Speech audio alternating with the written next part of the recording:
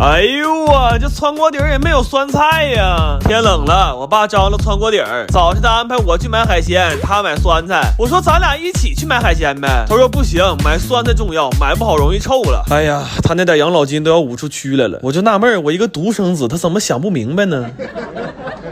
还是我妈实在，我买东西回来发现她给我找个这么大盆，我说我也不是上货去了，至于吗？但这个盆我真相中了，我老了洗澡肯定能用上。来吧，吃香香了，东北的海鲜川锅底了解一下。我实在没想到这大铁锅居然有小的那一天，这只没挤进去的让我们包饺子了，这只一直在锅里煮着，主要是给酸菜借味儿。这只是我姑，大伙都在那吃虾呢，她干一盆虾片。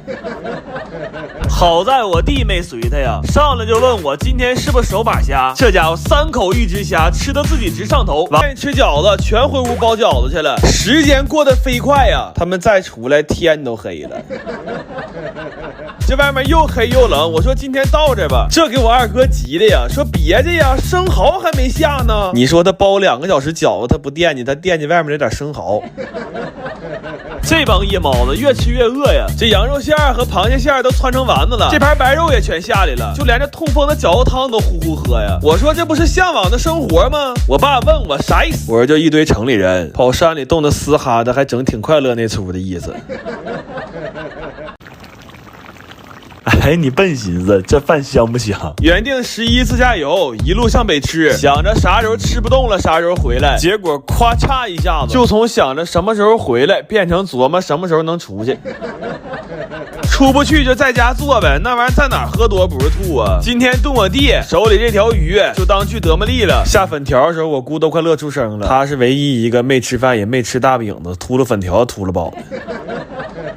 还买了点黄喉、丁螺、九肚鱼，给我爸我妈硌的牙，省得他俩嘴闲着老吵吵。家里翻出点茄子来让我炖鱼里了。老话讲，土豆炖茄子撑死老爷子，完了鲶鱼炖茄子还撑死老爷子。我就纳闷，老爷子招谁惹谁了？怎么这么不扛活呢？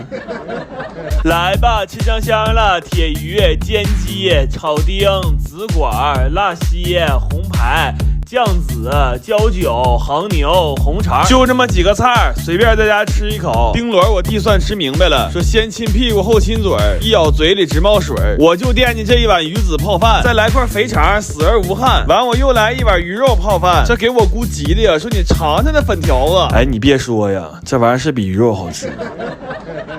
那咱说千滚豆腐万滚鱼，这鱼肉不得炖到黑天才有滋味啊！哎，我们家人真就有这劲儿，就愣等到黑天才开始吃这鱼。完他们吃挺好，回屋睡觉了，我们哥俩他妈摸黑收拾到11点半。